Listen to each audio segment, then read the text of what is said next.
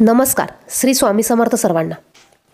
वर्षातली पहिली सफला एकादशी ही 7 जानेवारी 2024 या दिवशी आलेली आहे. या दिवशी रविवार आहे आणि या दिवशी वर्षातील ही पहिली सफला एकादशी आलेली आहे. आता या एकादशीच्या दिवशी आपल्याला एक अत्यंत प्रभावी असा उपाय करायचा आहे. बघा, एक प्रकारे ही सेवा आहे आणि तुम्ही याला उपाय देखील म्हणू शकतात. आपल्याला भगवान विष्णूंना अशी एक वस्तू अर्पण करायची आहे. बघा, यामुळे तुमच्या कठीणातील कठीण इच्छा देखील पूर्ण होणार आहे. तुमच्या मनोकामना, तुमच्या इच्छा ह्या पूर्ण होणार आहेत. तर बघा, एकादशीच्या दिवशी आपल्याला भगवान विष्णूंना कोणती वस्तू अर्पण करायची आहे हे आपण बघणार आहोतच. त्यापूर्वी तुम्ही जर का चॅनेलवर नवीन असाल तर असेच माहितीपूर्ण व्हिडिओ बघण्यासाठी चॅनेलला सबस्क्राईब करा आणि बाजूच्या बेल आयकॉनला देखील प्रेस करा. आपल्या सर्वांना माहिती आहेच, हिंदू धर्मात एकादशीला विशेष धार्मिक महत्त्व आहे. असे मानले जाते की एकादशीच्या दिवशी व्रत केल्यास भगवान विष्णू प्रसन्न होतात आणि जीवनातील संकट दूर करतात. एकादशीचे व्रत केल्यास मोक्ष प्राप्त होतो आणि एकादशीची पूजा करणे हे अश्वमेध हवना इतकेच पुण्यकारक आहे. हे व्रत केल्याने जीवनात सुख आणि सौभाग्य प्राप्त होते. या दिवशी व्रत केल्यास मोक्ष प्राप्ती होतो आणि जीवनात यशही मिळते. या दिवशी पूजा करण्यासाठी सकाळी लवकर उठून स्नान केले जाते. यानंतर स्वच्छ वस्त्र परिधान करून भगवान विष्णूंचे ध्यान करत एकादशीचे व्रत केले जाते. या दिवशी भगवान विष्णू आणि यांच्याबरोबर आपल्याला माता लक्ष्मीची देखील पूजा करायची आहे.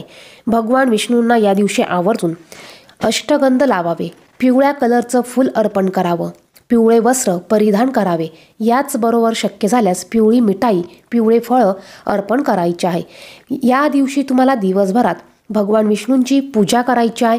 भगवान विष्णूंचा फोटो किंवा मूर्ती नसेल तर तुम्ही आपल्या देवघरात असलेल्या बाळकृष्णाच्या मूर्तीची पूजा करू शकतात किंवा मग तुम्ही आपल्या देवघरातील विठ्ठलाच्या मूर्तीची तुम्ही पूजा करू शकतात. आता आपल्याला या दिवशी कोणता उपाय करायचा आहे तर बघा, जो उपाय आपण करणार आहोत हा उपाय तुम्हाला दिवसभरात कधीही करायचा आहे. तुम्ही सायंकाळी जरी हा उपाय केला तरी चालणार आहे. या उपायासाठी तुम्हाला तुळशीची पानं, तुळशीपत्र हे लागणार आहे. तर बघा, तुळशीची पानं किंवा तुळशीपत्र तुम्हाला एकादशीच्या दिवशी कधीही तोडायची नाही आणि रविवारी देखील आपल्याला तुळशीपत्र तोडायचे नसते. तर तुम्ही हे तुळशीपत्र एकादशीच्या आदल्या दिवशी तोडून ठेवू शकतात. याचबरोबर एकादशीला आणि रविवारी आपल्याला तुळशी मातेला जल अर्पण देखील करायचे नसते. आता बऱ्याच जणांना ही माहिती नसते, त्यामुळे प्रत्येक व्हिडिओमध्ये ही माहिती मी सांगण्याचा प्रयत्न करत असते. कारण बघा, प्रत्येक वेळेस नवीन सबस्क्रायबर असतात आणि नवीन व्यक्ती असतात, त्यांना ही माहिती असेलच असं नाही. तर त्यांच्यासाठी ही माहिती मी रिपीट करून सांगत असते. बघा, तुम्हाला तुळशीपत्र हे आदल्या दिवशी तोडून ठेवायचे आहेत. यानंतर बघा, जेव्हा तुम्हाला हा उपाय करायचा असेल तेव्हा तुम्हाला तुमच्या देवघरासमोर बसायचं आहे. भगवान विष्णूंच्या मूर्तीसमोर किंवा फोटोसमोर तुम्हाला बसायचं आहे किंवा तुम्ही बाळकृष्णाच्या मूर्तीसमोर किंवा विठ्ठल रुक्माईच्या मूर्तीसमोर बसू शकतात. यानंतर ही तुळशीपत्र आपल्याला स्वच्छ धुवून घ्यायची आहे. आता यासाठी तुम्हाला बघा 1000 तुळशीपत्र लागणार आहेत. आपल्याला विष्णू सहस्त्रनामाचं पठण करायचं आहे. विष्णू सहस्त्रनाम म्हणजेच 1000 विष्णूंची नावं आपल्याला पठण करायची आहे आणि ही 1000 नावं पठण करत असताना आपल्याला 1000 तुळशीपत्र ही भगवान विष्णूंना अर्पण करायची असतात. तर आता आपल्याला 1000 तुळशीपत्र भेटेलच असं नाही, तर मग तुम्हाला जितकी तुळशीची पानं मिळतील तेवढी तुम्ही तुळशीची पानं घेऊ शकतात. मग तुम्हाला 11 तुळशीची पानं मिळाली तरी चालेल किंवा अगदी 1 तुळशीपत्र असेल तरी चालेल. तुम्हाला जर का 1000 तुळशीपत्र मिळाली तर तुम्ही 1000 वेळा भगवान विष्णूंची नावं घेऊन तुम्हाला 1000 वेळा तुळशीपत्र त्यांच्या चरणाशी तुम्हाला अर्पण करायचे आहे. आणि जर का तुमच्याकडे 1, 5, 7, 11 अशी तुळशीची पत्र असेल तर तुम्ही ही तुळशीची पानं तुमच्या उजव्या हातामध्ये धरायची आहे आणि यानंतर तुम्हाला विष्णू सहस्त्रनामाचं पठण करायचं आहे. आता ही 1000 नावं तुमची बोलून झाल्यानंतर तुमच्या हातातले हे तुळशीपत्र तुम्हाला भगवान विष्णूंच्या मूर्तीसमोर त्यांच्या चरणाशी अर्पण करायचे आहे. भगवान विष्णूंची मूर्ती नसेल तर मी तुम्हाला मग सांगितलंच, आपल्या देवघरातील बाळकृष्णाच्या मूर्तीसमोर तुम्ही ही तुळशीपत्र अर्पण करू शकतात.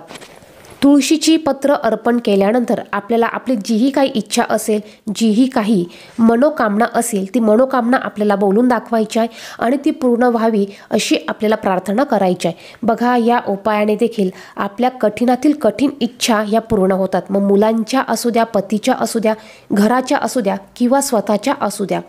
तुम्ही प्रत्येक एकादशीला हा उपाय, ही सेवा तुम्ही करू शकतात. बघा, उपाय न म्हणता ही एक प्रकारची सेवा म्हणा. तुमच्याकडनं एकादशीच्या दिवशी 1000 विष्णूंची नावं ही बोलल्या जातात. आता ज्यांना ही नावं येत नसेल किंवा विष्णू सहस्रनामाचं पुस्तक नसेल किंवा त्यांना वाचता येत नसेल, अशांनी यूट्यूबला हे विष्णू सहस्रनाम लावून द्या आणि त्यानंतर 1000 नावं झाल्यानंतर तुम्ही हे तुळशीपत्र तुम्ही भगवान विष्णूंना अर्पण करा. आता तुळशीपत्र घेताना बघा, ती व्यवस्थित बघून घ्यायची. फाटलेली, तुटलेली, होल असलेली, खराब झालेली तुळशीपत्र आपल्याला पूजेसाठी कधीही वापरायची नाही. कारण बघा, जेव्हा आपण काही सेवा करत असतो तेव्हा जर का तुम्ही अशा वस्तू वापरल्या तर बघा, या सेवेचं आपल्याला अजिबात फळ मिळत नाही. त्यामुळे तुम्ही वस्तू घेताना त्या व्यवस्थित बघून घ्या. मातीचे असतील तर धुवून घ्या. खराब पानं असतील ती तुम्ही अगोदरच काढून टाका. यानंतर तुम्हाला एकादशीच्या दिवशी तुळशी मातेला देखील आपल्याला तुपाचा दिवा लावायचा आहे. आता तूप नसेल तर काय करायचं, तर बघा, तुम्ही साध्या तेलाचा देखील दिवा लावू शकतात. दिवा लावताना फक्त आपल्याला दिव्याला आसन द्यायचं आहे. एक प्लेट ठेवा तुम्ही, फुलांच्या पाकळ्या ठेवा तुम्ही किंवा अक्षदा ठेवा, त्यावर तुम्हाला दिवा हा ठेवायचा आहे. तर अशा पद्धतीने तुम्हाला ही सेवा, हा उपाय करायचा आहे. व्हिडिओमध्ये सांगितलेली माहिती महत्त्वपूर्ण वाटली तर व्हिडिओला नक्कीच लाईक करा. चॅनेलवर नवीन असेल तर